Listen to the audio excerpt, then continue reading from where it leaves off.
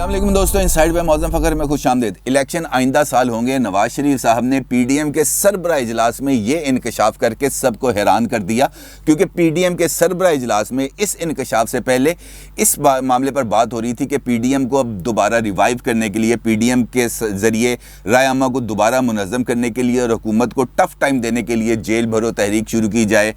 Short marches किए जाएँ और शॉर्ट मार्चेस को बाद में एक लॉन्ग मार्च में कन्वर्ट कर दिया जाए और लॉन्ग मार्च के इख्तिताम पर इस्तीफ़े दे दिए जाएं। ये तजावीज़ पर बहस चल रही थी कि नवाज शरीफ साहब ने उसके अंदर जो वीडियो लिंक पर शरीक थे इस इजलास में, उन्होंने एंट्री की और उन्होंने कहा यार आप किन चक्रों में पड़े हैं इस वक्त, कोई शॉर्ट मार्च लॉन्ग मार्च की ज़रूरत नहीं है, कोई इस्तीफ़े देने की, कोई जेल भरो तहरीक शुरू करने की ज़रूरत नहीं है, क्योंकि इलेक्शन होने जा रहे हैं अगले साल। लिहाजा अब हमें इलेक्शन पर फोकस करना चाहिए और पीडीएम को चाहिए कि वो तमाम इजला के अंदर अपने जलसे मुनक्कद करे ताकि लोगों को एक मरतबा फिर हम अपने साथ इंगेज कर सकें इन जलसों की सूरत में। और ये जलसे हमारी अवाम राब्ता मुहिम के लिए एक नुक्ता आगाज़ साबित होंगे और इन जलसों के ज़रिए हम राय आमा को हुकूमत के ख़िलाफ़ मुनज़्ज़म करते हुए अगले इलेक्शंस में जाएंगे। और जब नवाज शरीफ साहब ये बात कर रहे तो सब लोग बड़े हैरान होकर, बड़े चौंक के नवाज शरीफ साहब को देख रहे थे कि ये नवाज शरीफ साहब को ये इंकशाफ करने की ज़रूरत क्यों पेश आई और नवाज शरीफ साहब को ये यकीन दहानी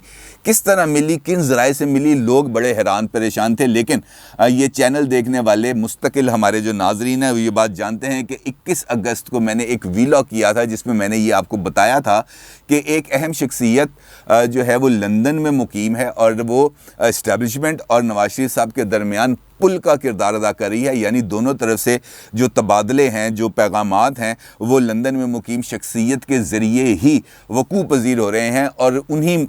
जो राब्ते हैं, उन्हीं राब्तों के नतीजे में शहबाज शरीफ साहब की एक अहम तरीन, आला तरीन, ताकतवर तरीन शख्सियत के साथ मुलाकात हुई। बल्कि अब कुछ ज़राए इस बारे में भी बता रहे हैं कि सिर्फ शहबाज शरीफ साहब के साथ ही उस अहम तरीन शख्सियत की मुलाकात नहीं हुई, बल्कि बिलावल भुट्टो साहब के साथ भी मुलाकात की गई है। और ये मुलाकातें बहुत ज़्यादा अहम हैं, क्योंकि कल के वीलॉग में मैंने आपको बताया था कि जीएचक्यू के अंदर एक मीटिंग को अरेंज किया जा रहा है और अब इस मीटिंग के लिए इंतज़ामात को भी हतमी शक्ल दी जा रही है और मुमकिन तौर पर अगले 1 से 2 हफ्तों के दरमियान ये मुलाकात वकूअ पज़ीर हो जाएगी। और इसी मुलाकात के लिए जो अपोजिशन लीडर हैं शहबाज शरीफ साहब, उनको भी इस मुलाकात में पैगाम दिया गया था कि हम चाहते हैं कि अपोजिशन के तमाम रहनुमाओं को एक ब्रीफिंग दे अफ़गानिस्तान की सूरत हाल पे। लिहाजा आप चूँकि अपोजिशन लीडर हैं, लिहाजा ये सारा क्रेडिट है ये आपके सर होना चाहिए। अब देखते ही हैं कि शहबाज शरीफ साहब इस मामले पे कैसे आगे बढ़ते हैं। लेकिन नवाज शरीफ साहब ने जो कल पीडीएम के सरबरा इजलास हुआ था,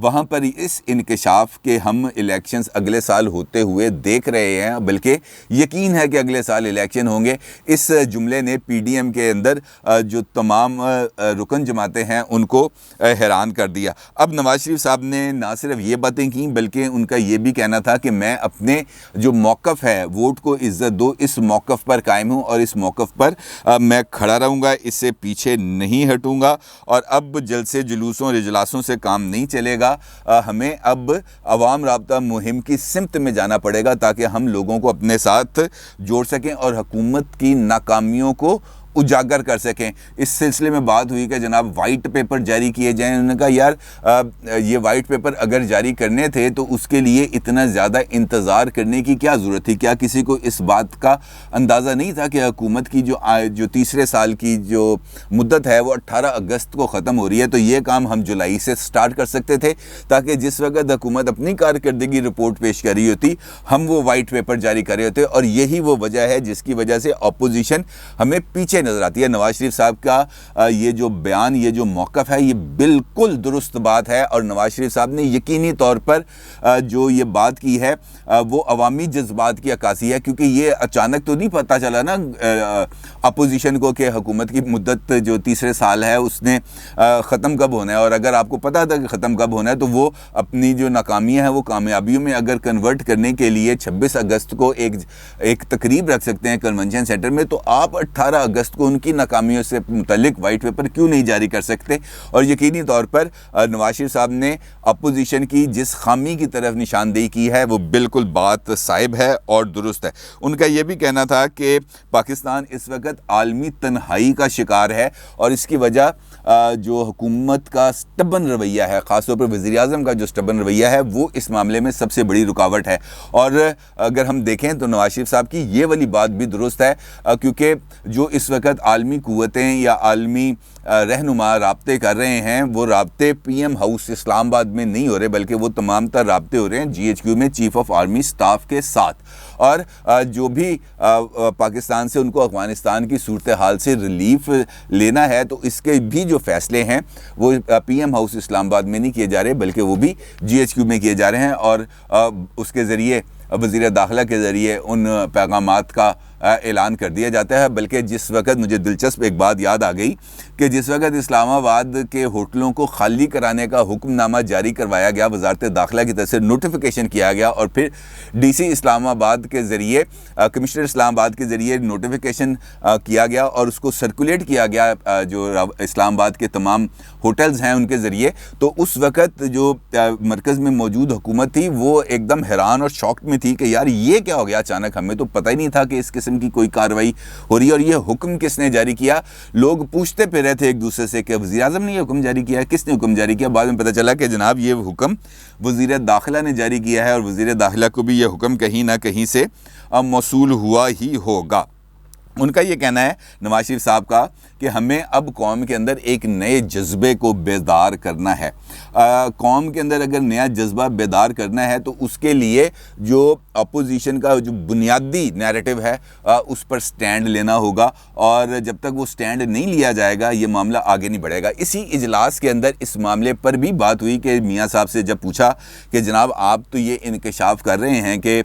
2022 میں الیکشنز ہونے جا رہے ہیں، تو آپ کو اس بات کی کس طرح امید ہے؟ تو میاں صاحب نے اگرچہ کھل کے تو اس بارے میں بات نہیں کی، انہوں نے کہا کہ یہ بہت ساری چیزیں چل رہی ہیں اس وقت، لہٰذا جو ابھی تک کی چیز سامنے آئی ہے اس کے مطابق الیکشنز 2022 میں ہی ہوں گے اور یہ 2022 سے آگے نہیں جائیں گے، اور ہم یہ چاہتے ہیں کہ یہ جو الیکشنز ہوں 2022 میں یعنی آئندہ سال، وہ پاکستان کی تاریخ کے صاف اور شفاف انتخابات اس کو گردانا جائے اور کوئی اس پر انگلی نہ اٹھا سکے،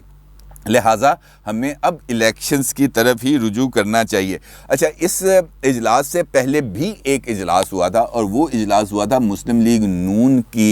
کا ایک اپنا اجلاس ہے، یعنی ان کا اپنا اندرونی ایک اجلاس ہے جس میں بھی نواز شریف صاحب نے ویڈیو لنک کے ذریعے شرکت کی۔ مریم صاحبہ بھی موجود تھے، شہباز صاحب بھی موجود تھے اور دیگر جو مسلم لیگ نون کی سینئر قیادت ہے وہ بھی موجود تھی، اور اس اجلاس میں فیصلہ کیا گیا کہ ہم نے جو پی ڈی ایم کا سربراہ اجلاس ہے اس کے اندر ہم نے کون سا موقف اٹھانا ہے اور کون سے موقف کو آگے لے کے چلنا ہے۔ اب اسی نقطے پر فضل الرحمان صاحب نے جب پی ڈی ایم کا سربراہ اجلاس ختم ہوا اور انہوں نے میڈیا بریفنگ دی تو فضل الرحمان صاحب نے بھی جو بات کی وہ نواز شریف صاحب کی بات کو سیکنڈ کرتی ہے کہ ان کا یہ کہنا تھا کہ اب ہم پورے ملک میں جلسوں کا جال بچھا دیں گے، یعنی پی ڈی ایم اب اور کوئی زیادہ اس سے بڑھ کر کوئی احتجاجی تحریک نہیں چلائے گی، بلکہ وہ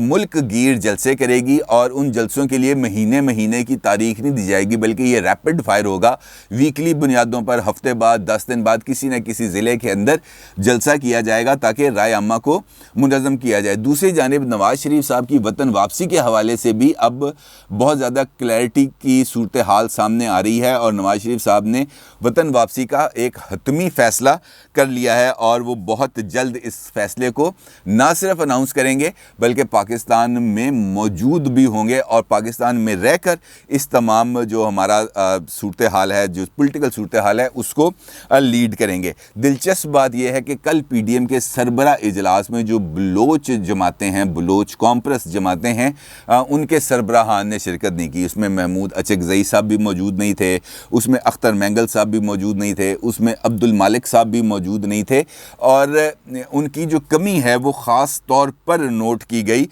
کیونکہ اسے ایک تاثر یہ مل رہا تھا جیسے پی ڈی ایم کی کارکردگی سے اب جو بلوچ جماعتیں ہیں وہ خاصی حد تک غیر مطمئن بھی ہیں، بلکہ ان کی طرف سے جو نمائندے اس اجلاس میں شریک تھے ان کی طرف سے یہ کہا گیا کہ پی ڈی ایم خاص طور پر بلوچستان کے جو حالات ہیں اور بلوچستان کی جو سیاسی صورتحال ہے اس کو پراپرلی ایڈریس کرنے میں ناکام رہی ہے، بلکہ پی ڈی ایم تو خود اپنے ہی موقف کو آگے بڑھانے میں ناکام رہی ہے۔ تو ہماری محرومیوں کا ازالہ کس حد تک ممکن ہوگا؟ لہٰذا جو پی ڈی ایم کے سربراہ اجلاس کے اندر بلوچ رہنماؤں کی طرف سے اٹھائے گئے تحفظات پر بھی بات کی گئی، اور یہ بھی طے کیا گیا کہ پی ڈی ایم جو ہے اب بلوچستان کے معاملے کو بھی اچھے طریقے سے نہ صرف اجاگر کرے گی بلکہ پی ڈی ایم کے پلیٹ فارم سے جلسے بھی کیے جائیں گے بلوچستان کے اندر۔ ایک سوال کیا گیا مولانا فضل الرحمان صاحب سے کہ جناب آپ پی ڈی ایم سے الگ ہو رہے ہیں، تو ان کا یہ کہنا تھا کہ میں پی ڈی ایم سے الگ نہیں ہو رہا، اور اس پر ہمارے جو چینل دیکھنے والے بہت سارے حضرات ہیں ان کی طرف سے میرا اس ویلاگ کے اوپر بات کی گئی جس میں نے یہ کہا تھا کہ یہ ممکنہ طور پر پی ڈی ایم کا کراچی کا جلسہ آخری ثابت ہو سکتا ہے، کیونکہ مولانا فضل الرحمان نے اپنی ایک احتجاجی الگ تحریک کا اعلان کر دیا ہے۔ اب مولانا فضل الرحمان نے یقینی طور پر یہ بات تو کہی ہے کہ وہ پی ڈی ایم سے الگ نہیں ہو رہے، لیکن مولانا فضل الرحمان نے اپنے